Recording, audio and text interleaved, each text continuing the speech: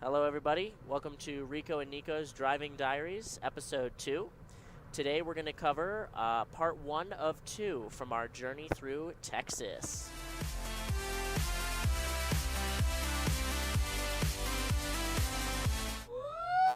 So we drove to Houston and we stopped at a very fancy Chick-fil-A.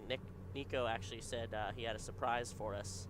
And I was kind of excited. I was thinking maybe he was going to take me to like mission control at like NASA building or something. But you know, as soon as we pulled off the interstate, I saw that Chick-fil-A and something in my head clicked. I looked over to Nico and we both started laughing our asses off because his surprise was us going to Chick-fil-A. Gotta love it. So since we were in Texas, we wanted to check out a few things in the area. Unfortunately, mission control was about $30 a head. And we just couldn't justify paying that. So we even went, we checked out some other stuff, and I saw that there was a art car show, not a show, but a art car museum. And at that museum, we met a really nice group of people who had videos of the car show on display.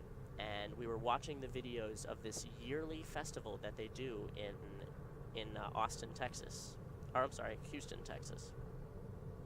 Now, my goodness, the culture of this art show is unbelievable. We're talking about hundreds and hundreds of cars that are completely decked out, head to toe, in very extravagant designs.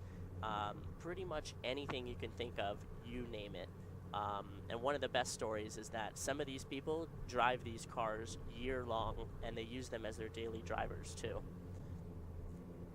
So after the art show, they recommended a park that was nearby to go check out some more of the artwork that was done by some locals in the area.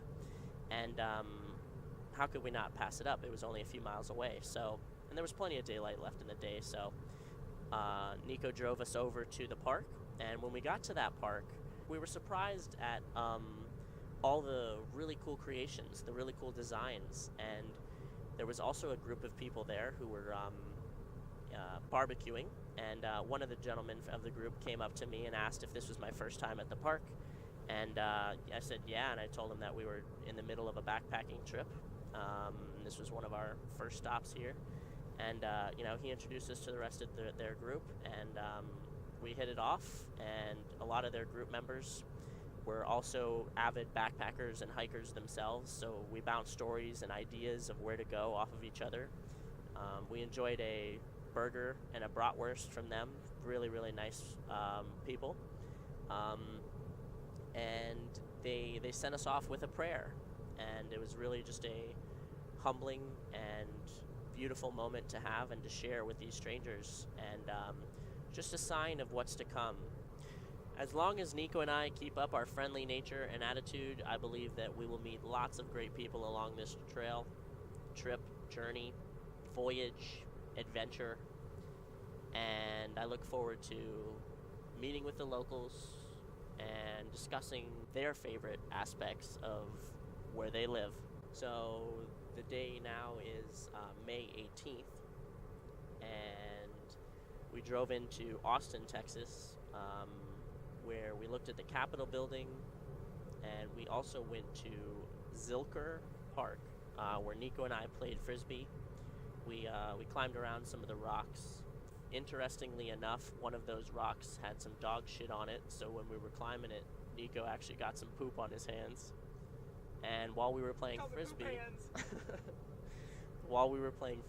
a dog ran off with our Frisbee and was slobbering all over it, just nomming it, man.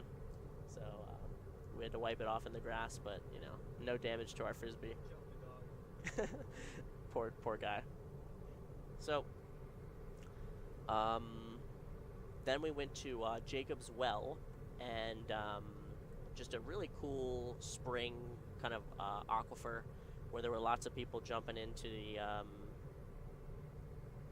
the water and enjoying it. We didn't want to pay $9 to swim, so we unfortunately had to stay on the sidelines like a bunch of little kiddies. But we dipped our toes in the water. Next stop on our list was Enchanted Rock. And I just want to mention, too, that the last two spots, Jacob's Well and Enchanted Rock, we had no intention of going to these places, but our new friends at the park actually recommended these spots, so we had to make a detour and just go with it.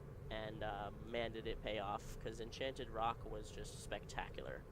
Um, Beautiful rolling hills, and almost like unique rock formation there, because there were just boulders that were like halfway down the hill, and it was just actually just chunks of the top that had broken off and started to roll down and erode. At the tops of the hills as well, you could actually climb down into the like almost caverns that were below them. So we climbed down into the caves for a little bit in there, and just really, really cool. There were cave crickets and daddy long leg spiders all over the place.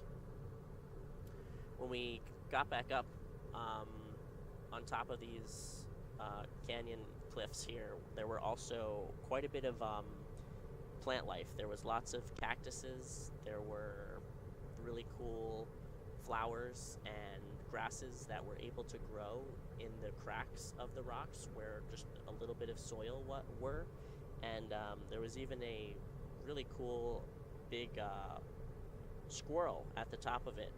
And we were able to get some really nice close-up shots of him because we were feeding him some trail mix. Over here. Get your ass over here. Son, listen to me. The wind at the top of this hill was absolutely insane. It would just really, really just a steady, constant barrage of wind. Very, very high amounts of wind.